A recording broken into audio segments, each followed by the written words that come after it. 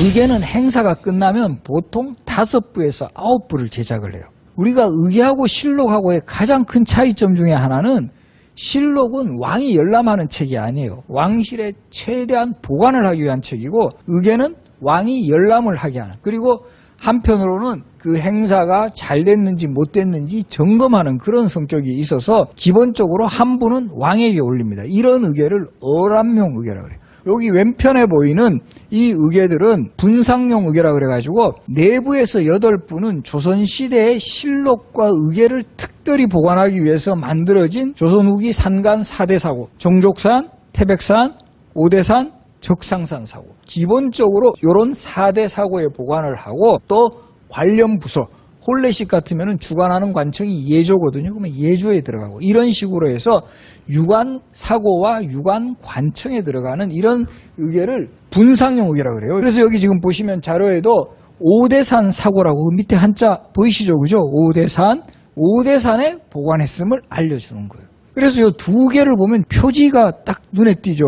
바로 이 분상용 의계는 표지가 홍포라 그래가지고 붉은 삼배입니다. 그리고 이 어람용 의계는 초록 비단으로 만들었어요. 표지가 훨씬 매끄럽고 화려하죠. 그리고 제목도 분상용 의계는 바로 여기다가 그냥 표지에다가 제목을 썼죠. 그죠? 근데 어람용 의계는 흰 비단에다가 쓰고 더 예쁘게 하기 위해 가지고 홍협이라 그래가 붉은 비단을 또 옆에 두었습니다. 그리고 이 장정을 할 때도 보면 옆에 이렇게 책을 묶은 쇠를 잘 보면 분상용 의계는 정철이라 그래가 일반 쇠예요. 근데 어람용 의계는 약간 색깔이 노란 빛깔도 나는데 두석이라 그래가지고 노쇠로 이렇게 탁 물렸고, 그리고 이 구멍도 분상용은 3개죠. 박을정이라 그래가 못을 3개를 박았는데 어람용 의계는 5개죠. 이거 훨씬 장정이 튼튼한 거고 모양도 예쁘게 했어요. 국화동이라 그래가지고 국화 무늬를 해서 훨씬 더 예쁘게 해가지고 장정이 튼튼하고 품격도 높였어요. 그리고 이 내용을 보더라도 종이 질이 달라요. 어람용 의계는 그 종이가 초주지라 그래가지고 최고급 종이를 사용을 해요. 최고급. 이 종이가 아주 두터운 거죠. 이 분상용 의계는 저주지라 그래가지고 종이 질이 조금은 떨어져요. 떨어지다 보니까 똑같은 내용을 정리한 의계면 어람용 의계가 훨씬 더 두껍습니다. 그 다음에 글씨, 예나 지금이나 사람들 왕에게 올리는 건 훨씬 더 신경 써갔습니다. 이 분상용 사고에 올리는 거는 뭐 신경 안 쓰지는 않지만 글씨가 확실히 좀 떨어지고요. 특히 그림 같은 거 보면 어람용은 정말 정밀하게 잘 그렸습니다. 그래서 2011년에 그 프랑스에 그 약탈당했던 의계가 돌아와서 국립중앙박물관에 특별전을 한 적이 있어요. 어람용 의계하고 분상용 의계 똑같은 그 행사 그림을 옆에 보면 어떤 사람 다른 그림 아니냐라고 이렇게 이야기하는 사람 있어요. 그러면 이 어람용 의계가 왜 프랑스에 갔다가 2011년에 극적으로 우리 145년 만에 돌아올 수 있었는가? 그렇게 된 하나의 원인이라 그럴까요? 단서를 제공한 왕은 정조입니다. 정조. 그래서 정조가 왕위에 올라서 제일 먼저 한 일 중에 하나가 창덕궁 후원에 왕실 도서관 세웁니다. 뭐죠? 규장각을 세우죠. 왕실에 이제까지 보관했던 중요한 책들을 다 규장각에 보관을 해요. 정조대왕께서 계속 생각을 많이 하니까 불안한 거예요. 이거 규장각에 있는 책들 이게 또 궁궐이 불타거나 이러면 이거 어떻게 되지? 이렇게 해서 강화도에 외규장각을 지을 것을 명한 거예요. 이 강화도에 대한 국방의 중요성은 인정이 돼가지고 숙종, 영조, 정조 때까지 계속 강화도의 국방시설을 강화해요. 그러다 보니까 이것만은 정말 우리가 국방상으로 가장 안전한 지대라는 인식이 있었기 때문에 정조도 즉위 직후에 규장각과 짝하는 지방의 규장각, 그래서 외규장각을 지을 것을 명했고, 이곳에 그 왕실에 보관한 도서 중에 더 중요하다고 생각하는 자료들을 다 외규장각으로 보내기 시작했고, 거기에 어람용 의계가 포함됐던 거예요. 어람용 의계 더 중요한 자료라고 판단을 했던 거죠. 근데 정말 이 운명은 잘 몰랐던 거죠. 그 영특하셨던 정조대왕께서도 더 안전하게 보관을 하려고 했는데 그때 이 프랑스군이 나타날 줄은 몰랐거든요. 1866년 이 천주교 박해 사건을 빌미로 삼아가지고 프랑스군이 바로 우리 조선에 쳐들어오게 되는 거죠. 이 서울로 쳐들어오는 요충에 있는 곳이 바로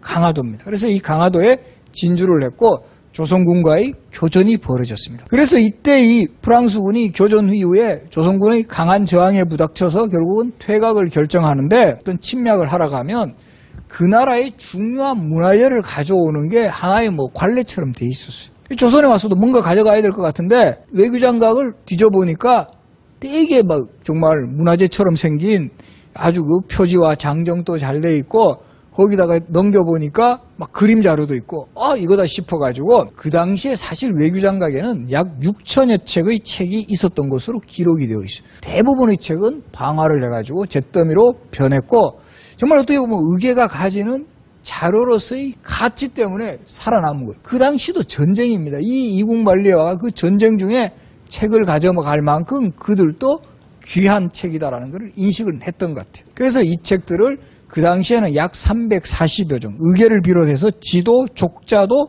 가져간 것으로 기록이 되어 있어요. 그건 어떻게 아느냐면 그 당시 로즈 제독이 자랑스럽게 나폴레옹 3세한테 이거를 바치면서 그 리스트를 다 바쳐. 우리는 이런 동양의 이런 작은 나라에 가서 이러이러한 책들을 가져왔습니다. 라고 바쳤는데 그게 결과적으로는 약탈의 명백한 증거가 됐던 거예요. 그래서 이런 의계의 존재에 대해서 한동안은 우리 근대의 격변기 속에서 상당히 묻혀 있었어요. 그러다가 바로 이 의계 반환에 관해서 아주 획을 긋는 인물이 나타나죠. 박병선 박사라는 이분, 프랑스에 유학을 가게 되면서 스승으로부터 프랑스에 가면 의계가 있다라는 이런 사실을 알고 한번 꼭 의계를 찾아야 되겠다라는 생각을 했습니다. 또 다행히 파리 국립도서관에 사서로 취직을 하셨어요, 이분이. 그래서 그 과정에서 계속 그 목록 같은 거 뒤져보면서 조사를 했는데 발견이 되지 않았다 그러죠.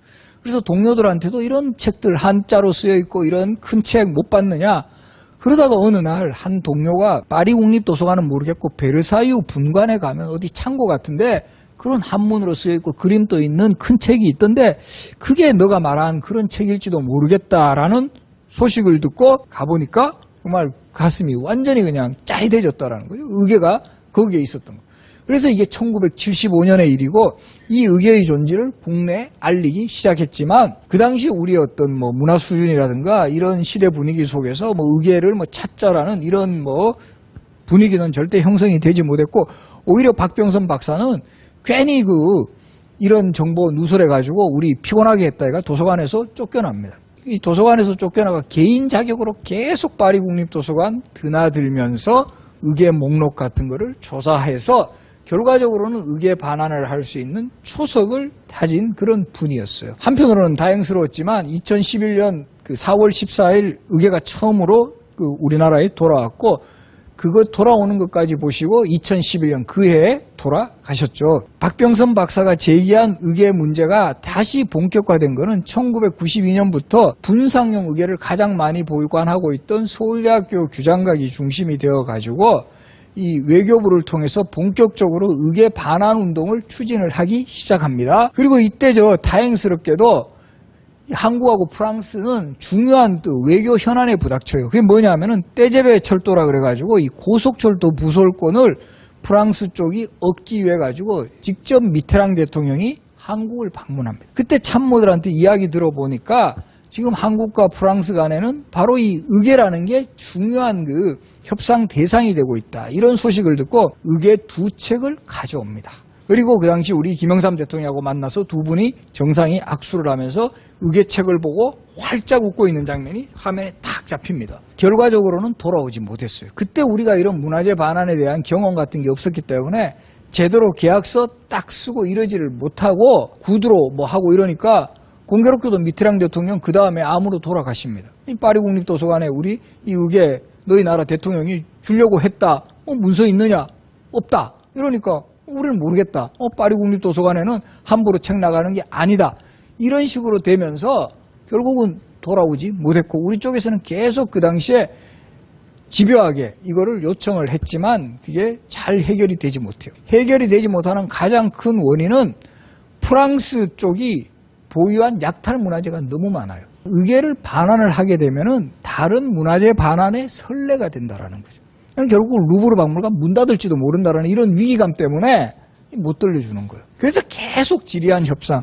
우리 쪽에서는 돌려달라, 저쪽에서는 그러면 비슷한 유사한 문화재를 달라 이러면서 계속 공방을 주고받았고요. 다시 한번 숨통이 트이게 된 게 G20 정상회담에서 2010년 우리 이명박 대통령하고 샤르코지 한불 양국 정상이 만나가 합의해서 2011년까지 의계를 돌려주기로 한다. 이까지는 좋았는데 마지막 단계에서 소유권을 주는 게 아니라 5년마다의 대역 갱신이라는, 지금 또 현재까지는 소유권은 프랑스에 있는 거예요. 왜 이렇게 나오느냐 하면 딴 나라의 문화재를 우리가 돌려줄 수 있는 그런 여지를 차단시킨 거예요. 이게 297책이 한꺼번에 오면은 이게 또 혹시 무슨 화를 당할지 모른다. 그러니까 4번에 걸쳐 나눠옵니다. 지금은 어디 보관되어 있다? 국립중앙박물관에 보관되어 있습니다. 그래서 앞으로가 사실은 더 문제예요. 우리가 이런 의궤가 돌아온 것을 계기로 해서 더 연구를 하고 이 의궤의 중요성을 알려가지고 누가 보더라도 세계적으로도 이 의궤는 대한민국의 것이다, 조선의 왕실 문화를 대표하는 기록물이다라는 것을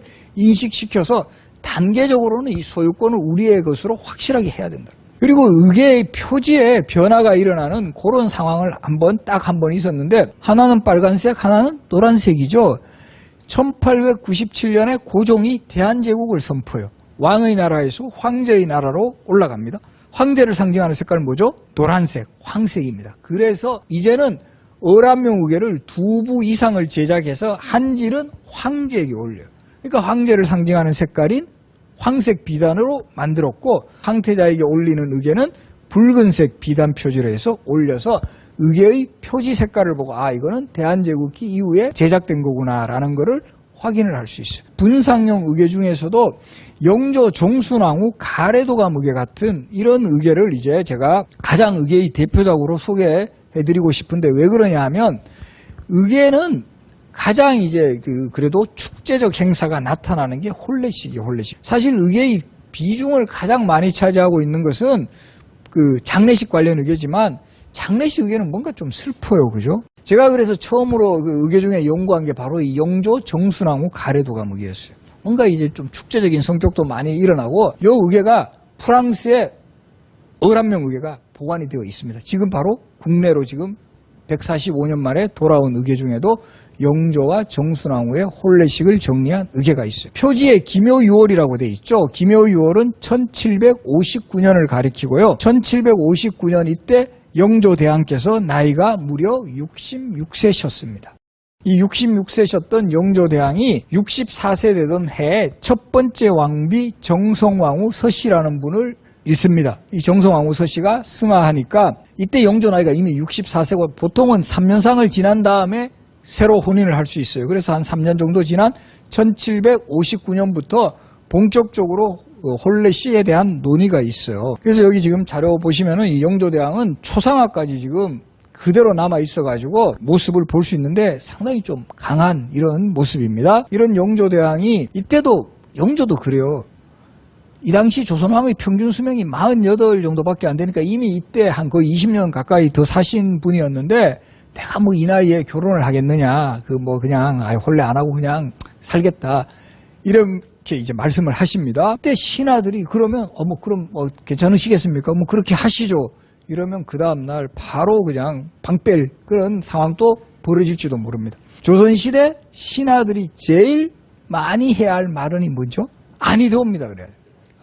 전하 아직 나이가 춘추가 한창이시고 건강하신데 어떻게 그런 말씀을 하십니까? 이렇게 여러 번 권유를 해야 되고, 정말 그 권유가 받아들여서인지 영조도 그럼 내가 해보겠다 해서 1759년 윤 6월에 왕비 간택에 들어가서 결과적으로 15세 신부, 보통은 왕세자 10대 초반에 혼례식을 올리거든요. 처음처럼, 그때 내가 혼례식을 한 처음처럼 때의 신부는 요청을 하다 보니까 15세의 어린 신부. 우리가 보면 이런 경우, 이런 왕비를 계비라 그러거든요. 계비라 그러는데 왕과 계비의 나이 차이가 많이 나는 경우가 여러 차례